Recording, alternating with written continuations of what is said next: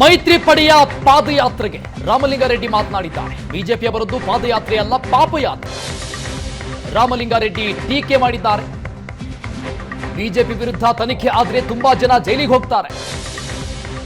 ದಾರಿಯುದ್ದಕ್ಕೂ ಕಾವೇರಿ ನದಿ ಹರಿತಾ ಇದೆ. ಕಾವೇರಿಯಲ್ಲಿ ಸ್ನಾನ ಮಾಡಿ ಪಾಪ ತೊಳೆದುಕೊಳ್ಳಲಿ. ಗವರ್ನರ್ ಹುದ್ದೆಯನ್ನು ಬಿಜೆಪಿ ದುರುಪಯೋಗ ಮಾಡಿಕೊಳ್ತಾ ಇದೆ.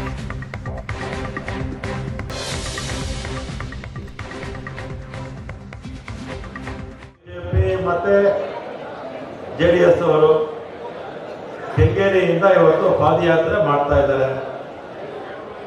ಪಾದಯಾತ್ರೆ ಮಾಡ್ತಾ ಇರತಕ್ಕಂಥ ಉದ್ದೇಶ ಏನಂದ್ರೆ ಅವ್ರು ಮಾಡಿದ್ದಂಥ ಪಾಪಗಳು 4 ವರ್ಷದಲ್ಲಿ ಆ ಪಾಪಗಳನ್ನ ತೊಳ್ಕೊಳ್ಳೋದಕ್ಕೆ ಪಾಪಯಾತ್ರೆ ಮಾಡ್ತಾ ಇದ್ದಾರೆ. ಪಾದಯಾತ್ರೆ ಎಲ್ಲ ಪಾಪಗಳನ್ನ ತೊಳ್ಕೊಳ್ಳುವಂತ ಯಾತ್ರೆ ಮಾಡ್ತಾ ಇದ್ದಾರೆ.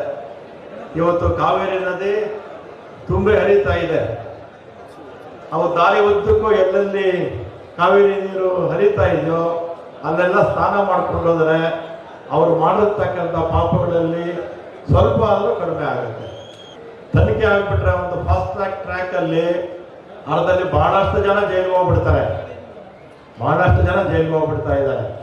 ಜೈಲಿಗೆ ಹೋಗುವಂತ ತಪ್ಪುಗಳನ್ನು ಮಾಡಿರ್ತಕ್ಕಂಥವ್ರು ಇವತ್ತು ಏನು ತಪ್ಪು ಮಾಡದೇ ಇರ್ತಕ್ಕಂಥ ನಮ್ಮ ಸರ್ಕಾರದ ಮೇಲೆ, ಸಿದ್ದರಾಮಯ್ಯವ್ರ ಸರ್ಕಾರದ ಮೇಲೆ ಇವತ್ತು ಅವರು ಮಾಡ್ತಾ ಇರ್ತಕ್ಕಂಥದ್ದು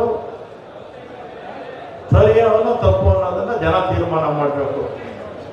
ಇವತ್ತು ಅವರ ಅವಧಿಯಲ್ಲಿ ಆಗಿರ್ತಕ್ಕಂಥ ಕೆಲವು ಪ್ರಕರಣಗಳು ನಿಮ್ಗೆ ಹೇಳ್ತೀನಿ.